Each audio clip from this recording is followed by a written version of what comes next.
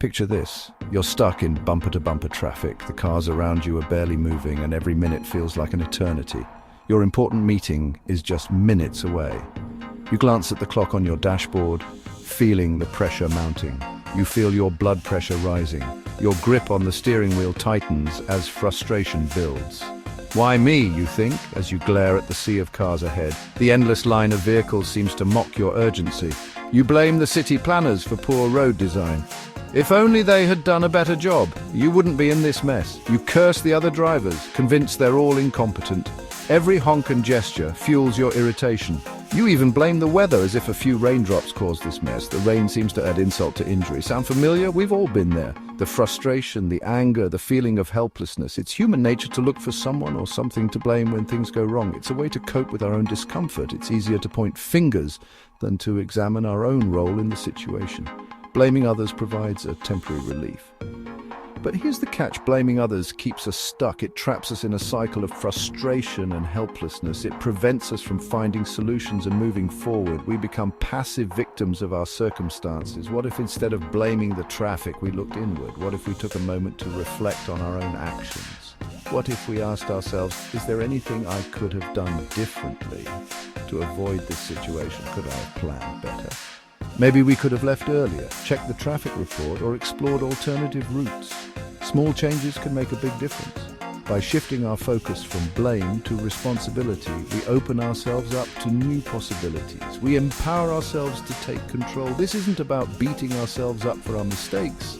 It's about learning and growing from them. It's about recognizing that we have the power to change our outcomes. We can make better choices in the future. We can't control the traffic, but we can control our reactions and our choices. And that makes all the difference.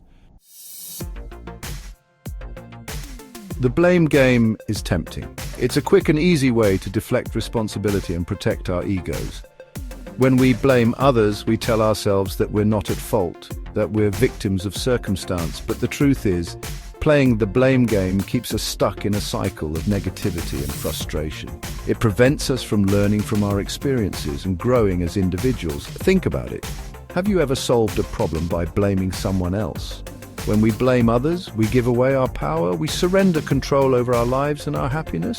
We become reactive instead of proactive. Instead of looking for solutions, we become trapped in a cycle of complaining and resentment. It's time to break free from the blame game. It's time to take ownership of our lives and our choices.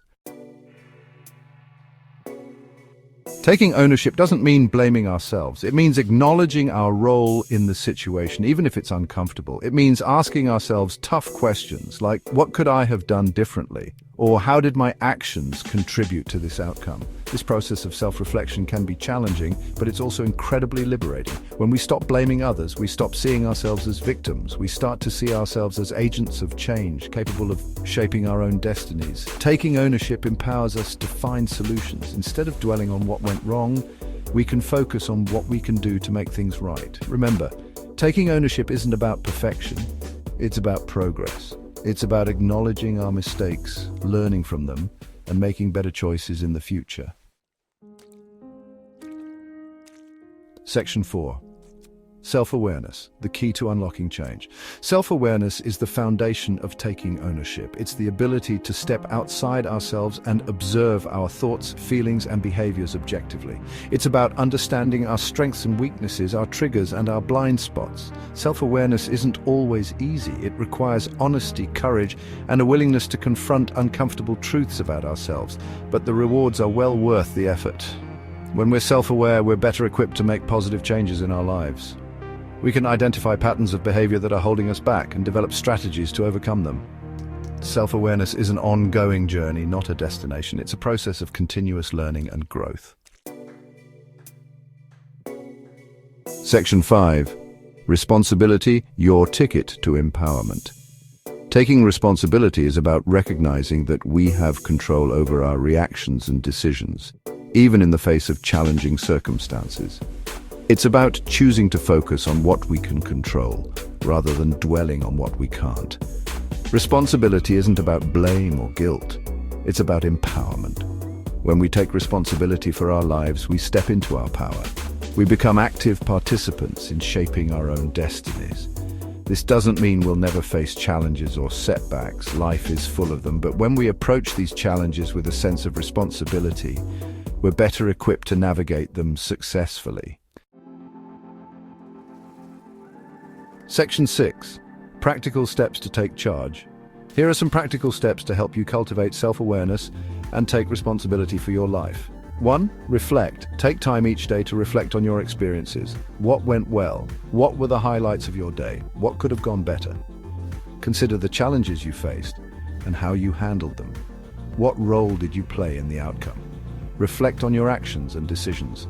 Journaling can be a helpful tool for self-reflection. Write down your thoughts and feelings. 2. Seek feedback.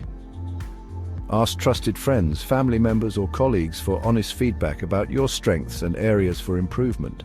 Their insights can be invaluable. Be open to hearing different perspectives, even if they're not always easy to hear. 3. Set goals. Identify specific areas of your life where you want to make changes. Think about what you truly want to achieve. Set realistic and achievable goals that will help you move closer to your desired outcome. Break them down into actionable steps. 4. Take action.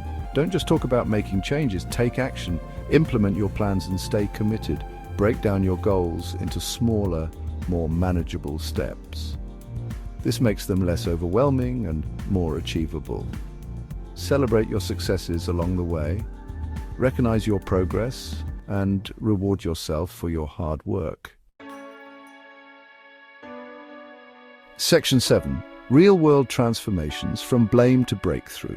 The power of taking responsibility is evident in countless real-world stories. It's a transformative force that can turn challenges into opportunities and conflicts into collaborations. Consider the example of a manager who constantly blamed his team for missed deadlines.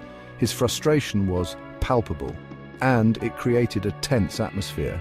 He was quick to point fingers and criticize, but he rarely acknowledged his own role in the team's struggles. This approach only deepened the divide between him and his team. One day, after a particularly frustrating meeting, the manager decided to try something different. He realized that continuing down the same path would only lead to more frustration and failure. He took a step back and reflected on his own behavior. He asked himself tough questions about his leadership style and its impact on the team. He realized that his micromanagement and lack of trust were actually contributing to the team's poor performance. His constant oversight was stifling their creativity and initiative. The manager resolved to change his approach. He knew it wouldn't be easy, but he was committed to making a positive change. He started by apologizing to his team for his past behavior. This was a crucial first step in rebuilding trust and opening lines of communication. He then focused on empowering his team members, delegating tasks and providing support when needed. The results were transformative. The team began to feel valued and trusted. The team's morale improved, communication became more open, and productivity soared. They started to work together more effectively, achieving goals they once thought were out of reach. The manager learned that taking responsibility wasn't about blame. It was about creating a more positive and productive environment for everyone. By changing his approach, he not only improved his team's performance but also fostered a culture of mutual respect and collaboration.